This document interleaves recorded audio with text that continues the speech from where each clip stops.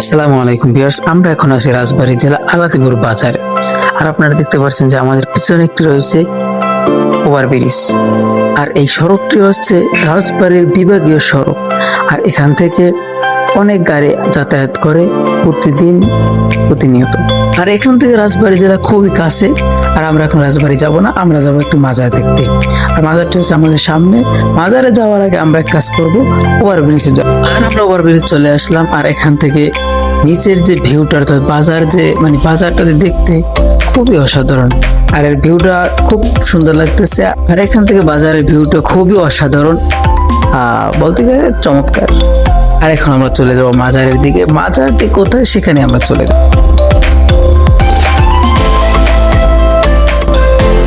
আর আপনারা কিন্তু দেখতে পাচ্ছেন যে আমার পিছনে একটি গেট আছে। আর গেটে লেখা আছে যে উপমহাদেশের খ্যাতিনামা আলিয়ে কামেল মুর্শিদে জামান আত্মদিক জ্ঞান সাধক বাবা মুর্শিদ জামাই পাগলের মাজার। আর এই মাজারটি আমরা ঘুরে দেখাবো আপনাদেরকে। আপনারা সম্পূর্ণ ভিডিওটি দেখেন এবং আমাদের সাথেই থাকেন। আর অবশ্যই আমরা চলে আসলাম মাজারের মেইন গেটের সামনে, মুর্শিদ জামাই পাগলের মাজারের সামনে। আর আমি এখন আছি মাজারের একদম মেইন গেটের সামনে। ভিতরে অনেক লোকজন আছে। আজকে আপনাদেরকে দেখাবো যে মাজারের ভিতরে কি কি রয়েছে। আপনারা দেখতে পাচ্ছেন যে একটু একটা মোটরসাইকেল বের হয়ে গেছে। আর এখানে অনেক ভক্তবৃন্দ এসে থাকেন। আর আমরাও দেখবো যে এটার ভিতরে কি রয়েছে। চলেন গিয়ে দেখে আসি। আমরা সর্বপ্রথম দেখতে পাচ্ছি একটি মসজিদ। আর আমার মনে হয় যে মসজিদের ভিতরে জায়গাটা খুবই সুন্দর এবং ভিতরের পরিবেশটা খুবই অসাধারণ। আমি একদিন আসছিলাম আর ভিতরে নামাজ পড়ছিলাম। ভিতরের পরিবেশটা খুবই সুন্দর। তবে কখনো মাজারের ভিতরে যাওয়া হয়নি। তবে আজকে মাজারের ভিতরে যাব এবং আপনাদেরকে দেখাবো মাজারের ভিতরে কি কি রয়েছে। চলে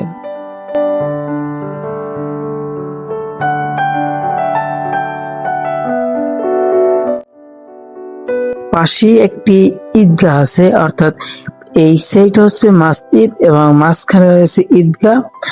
আর ওই সাইড একেবারে শেষ শেষ পাশে ওইটা হচ্ছে আপনার যে মাজার। আর এখন আমরা চলে এসেছি মাজারের একদম কাছে। আপনারা কিন্তু দেখতে পাচ্ছেন যে আমার পিছনে মহিলা আছে ওই যে মাজারের ভিতরে। আর মাজারের এইটা হচ্ছে মনে হচ্ছে যে এটা মাজারের গেট। আমি হয়তো কখনো যাইনি, তবে এখন যাব। আমার কাছে খুব কেমন যেন এটা লাগতেছে। তারপরও আমার খুব ইচ্ছে যে মাজারের ভিতরে কি রয়েছে আর ওখানে কি করে থাকে এটা আমার দেখতেই হবে। অনেকে অনেক কথা বলে থাকে যে মাজারের ভিতরে শিরক হয়, অনেকে বলে যে মাজারে সিজদা দিয়ে থাকে। আজ আমি দেখবো যে মাজারের ভিতরে কি রয়েছে আর ওনারা কি করে।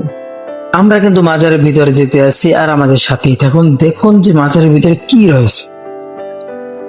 আপনারা দেখতে পাচ্ছেন যে এটা একটি মাজার, একজন ব্যক্তির মাজার। কবর বলতে আমরা বলি কবর, আমরা বলে যে মাজার। মুর্শিদের জামাই লেখা আছে ওখানে। এর পরবর্তী একটা আছে, এর শেষ সাইডে আর একটি আছে।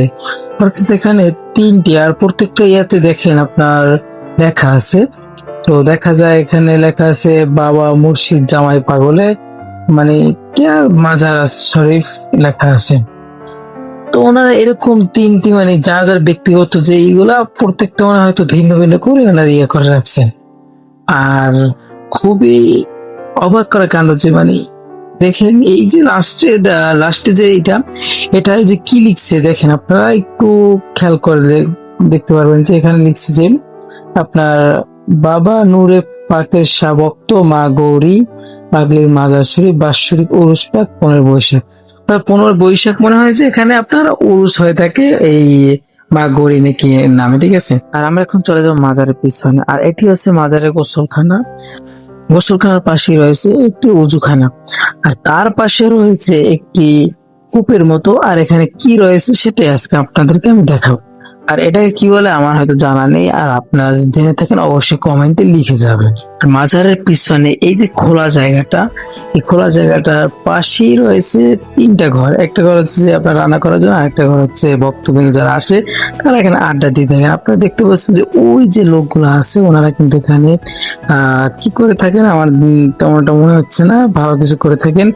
এই হচ্ছে মাজার। আর এই মাজারের পাশেই রয়েছে একটা খোলা জায়গাটায় একটা গাছ আছে। সেই গাছটি হয়তো শিকুন গাছ বলা হয়। গাছটি খুবই বড়, মনে হচ্ছে যে অনেক বছর ধরে। একজনে বলেছিলেন, আমি এখানে জিজ্ঞেস করেছিলাম যে একটা লোক পেয়েছিলাম সবাই বিভিন্ন রকম ব্যস্ত। তো লোক পেয়েছিলাম, ওনাকে জিজ্ঞেস করলাম যে মাদারটির বয়স কত হবে। উনি বললো যে মাদারটির বয়স 80 থেকে 100 বছর হবে। দেখা যায় মানুষ তো অনেক রকম বলে থাকে, তো মাজারটির বয়স 80 থেকে 100 বছর হতেও পারে। দেখা অনেক আগের মাজার, এখানে স্থানীয় যারা মুরব্বী ছিলেন তারা বলেছেন এই কথাটা। আর আপনারা দেখতে পাচ্ছেন আমার পিছনে যে একদম মাজারের ছাদে ছোট ছোট ঘরের মতো, এবং দেখতে পাচ্ছেন যে লাল পতাকা। মাজারে দেখা যায় সম্ভবত বেশিরভাগই লাল পতাকা এগুলোই হয়ে থাকে। আর এখানে এসে যে জিনিসটা আমার ভালো লাগলো সেটা হচ্ছে এই আপনারা দেখতে পাচ্ছেন আমার পিছনে একটি গাছ এবং সেখানে বসার মতো একটা জায়গা, এখানে অনেকে বসে থাকেন, আমিও বসে পড়লাম। ভিডিওটি কেমন হয়েছে অবশ্যই আপনারা জানাবেন কমেন্টে এবং পেজটি ফলো দিয়ে